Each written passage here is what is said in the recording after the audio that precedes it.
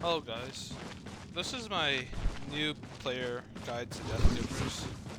I've been playing Deathgivers for a while. I have 850 kills on them.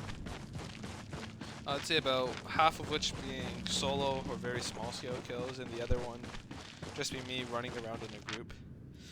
These weapons are very fun if you're looking for an assassin type weapon that can do a lot of burst damage and kite really easily. The general build that you'd want to run for these are the Deathgivers. They can really be any tier. I'd recommend having them at least at 4-2, 4-1 at the bare minimum. Never run 4-1 Deathgiver. Sorry, 4 flat Deathgivers. It's just a waste of time. For the hood, you want the soccer hood. I'd recommend around 4-2 or 5-1. They're not very expensive, but the extra health it gives helps a lot. For assassin jackets, I'd recommend either 5-1 or 6-1. And for the boots, I like Hellion shoes because of the Mark of Sacrifice. It's a very strong ability. These are a decent bit more expensive than most boots, but I'd recommend you have them at around 5-1. The ability selection you would want to have for this are the Mortal Agony on the soccer hood with the Quick Thinker. The Mortal Agony reduces people's armor if they're below 50% health, and buffs their own damage by 20 at the same time for 4 seconds. I like to run Quick Thinker because I'll usually be running around with a beef stew. This means I can get the best of both worlds with cooldown reduction and a lot of damage. For the Assassin Jacket, you want Ambush. This lets you go invisible for up to 8 seconds.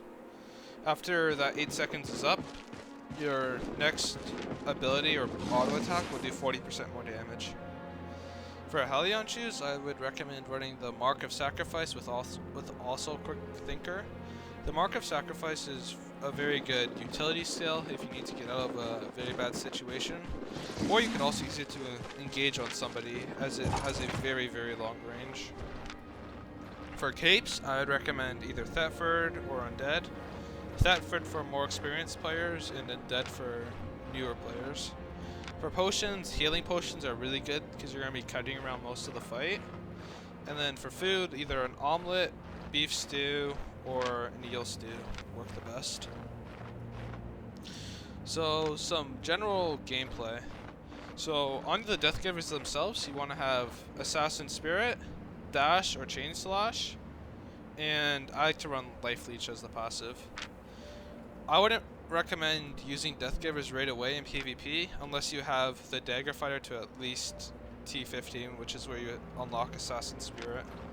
Assassin Spirit lets you stack up to 3 times. Once you're at 3 stacks, you can use your E twice on a target rather than just the one time normally. It also gives you a fairly nice damage boost. So if you do, I can use it twice there. If I were to not have it stacked or have less than 3, I would only get 1 dash. You can actually use your W dash while invisible still from your E invisibility. This lets you cover very wide ranges. What show you guys here? So say I'm being chased. I need to use this rabbit, dash, and then dash again. I can go roughly this far invisible instantly, which is about a screen away. When you are using Deathgivers, another really good tip is after you stack up to 3 times and use your E, you can actually start restacking your Q while you're still invisible. So you want to toggle it back on, and then you'll have about halfway through your first stack. This cuts about a second off of it. Doesn't seem like much, but trust me, it helps a lot in the long run. You can also chain all of your invisibilities together if you really need to get away. So I use my E there, and as soon as I'm about to get revealed, I use my invisibility. This not only gives me roughly 13 seconds of invisibility, but it also lets me cover a very wide distance. When you're actually PvPing with daggers, they're one of the few weapons in this game that allow you to do an auto attack animation cancel. So that means that if you have the time to and you're not in a very hard situation, let's say this mob was a player, you could actually go up to them, auto attack, and you can kill them that way. This is very useful if you have a Thetford cape, not as useful with an Undead. Because a Thetford cape, after your auto attack, it lets you do 220 bonus damage. When you're in really high situation, high risk, high reward, I would recommend probably Chain Slash if you have a group to back you up. This ability will let you one-shot almost any single person in this game. It's extremely effective against healers if you need to sneak up on them and kill them. This 500 extra damage will quickly drop them to below 50% health. You can then use your Stalker Hood to execute them. This Stalker Hood is very useful in more than one way, as it can reveal invisible people and gives yourself a damage buff, so don't be afraid to use it to reveal people either. Another good piece of advice is that if you were to stack up all of your damage scaling, so your ambush, your Hellion Shoe damage buff, and your Stalker Hood, this will cut off most of your invisibility potential and escape. But if you absolutely need to just blow up one target, that's the best way for you to do it. If you have enough money, overcharging 6 flat Deathgivers will give you a lot of extra item power and let you one-shot a lot of people while still being very mobile.